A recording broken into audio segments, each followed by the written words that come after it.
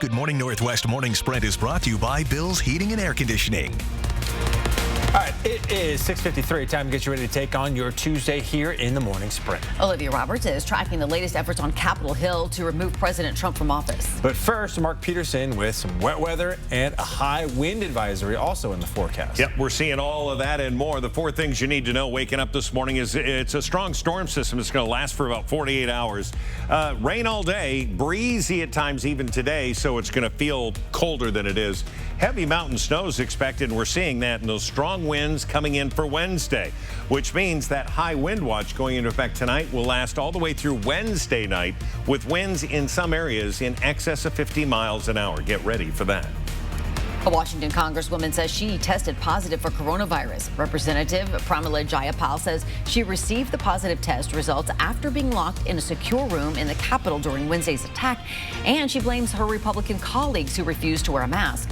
The representative broke the news in a Twitter post calling the Republican representatives cruel for their choice and also claimed they recklessly mocked those who offered them a mask to wear. She says she will now ask that any member who refuses to wear a mask be held accountable.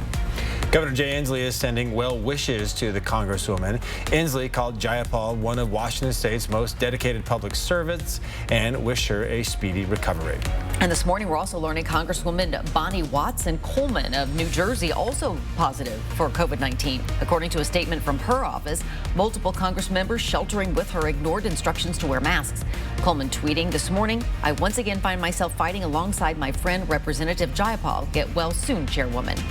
Resolution urging Vice President Mike Pence to invoke the 25th Amendment to remove President Trump from office was blocked by Republicans, but now Democrats can bring it up for a full House vote today. The single article of impeachment is expected to pass. It charges the president with incitement of insurrection and demands the president be held accountable for last week's violent attack. Vice President Pence has not shown an interest in triggering the never-used section of the amendment. Still, Pelosi says the vice president will have 24 hours to respond. Next would be the impeachment proceedings set to start at 6 o'clock tomorrow morning. Conviction in the Senate is still very unlikely. This morning, hundreds of National Guard members and troopers from Washington State Patrol continue guarding the Capitol building in Olympia.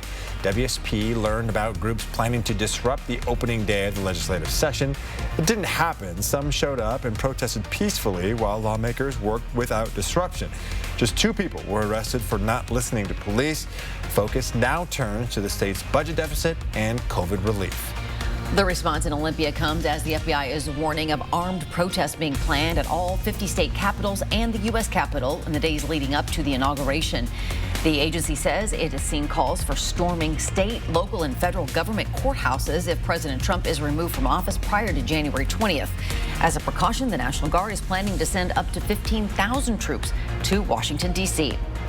Twitter has been on an enforcement spree. The social media platform says it's suspended more than 70,000 accounts for promoting the QAnon conspiracy theory.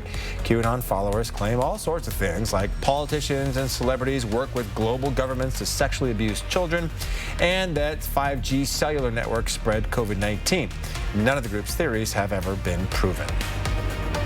Central Valley Middle School and high school students will finally get to go back to the classroom next month, but that doesn't mean things will just go back to how they were before the pandemic. The district is planning on using a phased-in approach. Here's what that means. Starting February 1st, 7th through 12th grade students will be back to in-person learning, starting in a phased-in hybrid approach. Students would be placed into 4 cohorts, with each cohort attending school 1 day per week. The school board is also working on moving to the next phase of in-person learning as of March 1st, but a date has not yet been finalized. For the latest updates, see our website, kxly.com. On his first day on the job, Kootenai County's new sheriff says he will not enforce a mask mandate. The Sheriff Robert Norris says his office will not enforce on its citizens what he calls an unenforceable law. Sheriff Norris did say those at risk should do everything they can so they don't increase their risk of contracting COVID, but added it's not his role to get between the citizens and their doctor. New this morning, Chairman and CEO of Las Vegas Sands, Sheldon Adelson, has died following complications related to his cancer treatment. Adelson was also a major donor to Republican politicians. He was 87 years old. Lottery players are getting the chance for a really big win for the first time in a while. Mega Millions and Powerball are each over the $500 million mark for the first time in nearly 2 years.